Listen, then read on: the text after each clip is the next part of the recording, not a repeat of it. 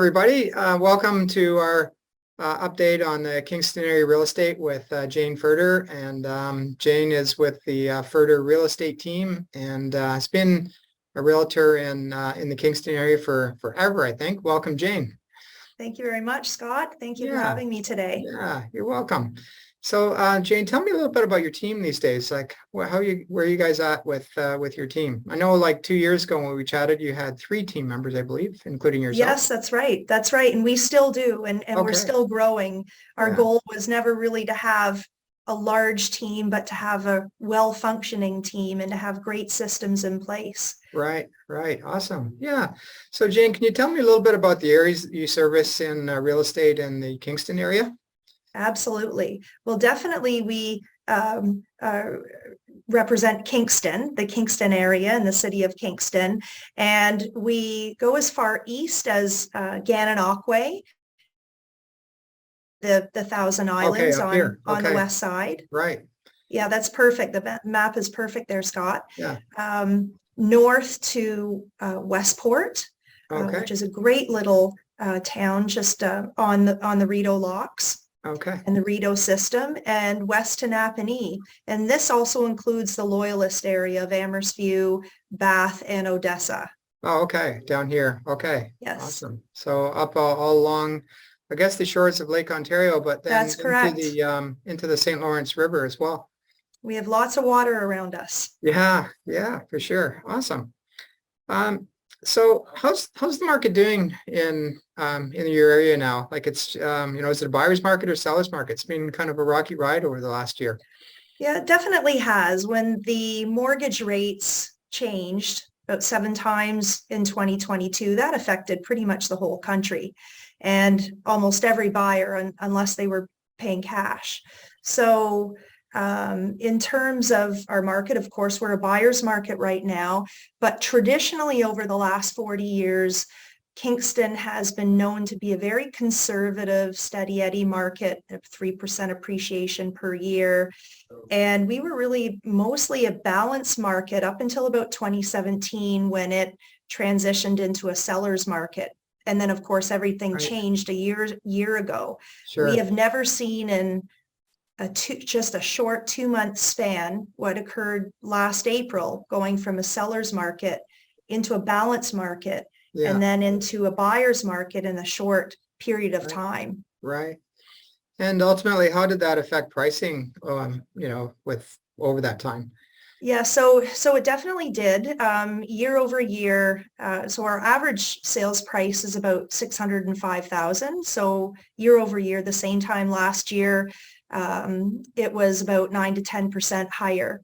The great thing about Kingston, though, is you can never change location. We're surrounded by water. We have the lifestyle people want.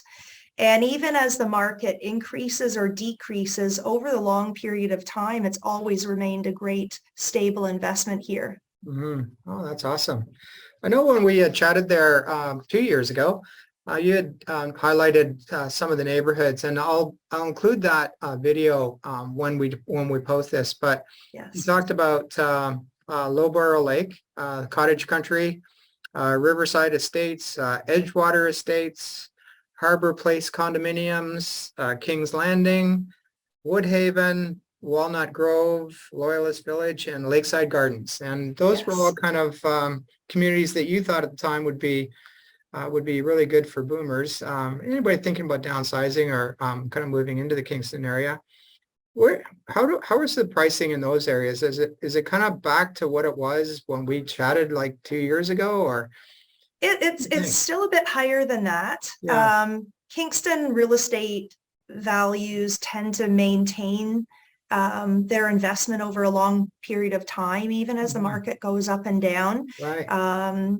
I would say what I find boomers are moving to is they don't want to feel like they're losing anything. And when they downsize, that it's not small. It's about smart sizing. And that's really clever downsizing in a nutshell. And bungalows are, of course, popular. Slab on grade, townhome bungalows, condominiums, Very important. There's still some boomers that definitely are looking into two-story homes if they have a large family looking to potentially come back home and live with their parents, or maybe they even have their parents coming to live with them as well too. Right. But in terms of prices, I would say a bungalow, 3-bedroom, 2-bath bungalow, you could be looking into about $550 Okay. to start. Okay. A townhome bungalow, let's say in the Loyalist Golf Club neighborhood. There's one on the market right now for about $475. Okay. So very reasonable on the grand scale of things. And then new construction bungalows, for example, would be in the higher sixes to low 700,000. I Okay. had clients that were just moved this week. We sold their home and it was a bungalow, but they smart sized Okay. into a slab on grade bungalow. Right. And it was just the perfect move. They still had the high end finishes. They still had a little bit of green space as well. Right. But when you smart size, it's not about losing anything. It's Sure. just being more clever about space. Sure. Right. You bet. So when it comes to predictions for 2023 in the Kingston area, what do you anticipate might be coming our way?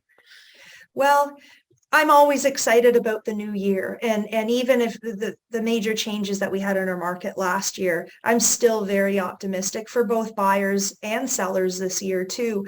We're still a buyer's market in February, but we are seeing in the distance coming in for a soft landing, potentially in the next couple of months, returning to a balanced market, Sure. fair for buyers, fair for sellers.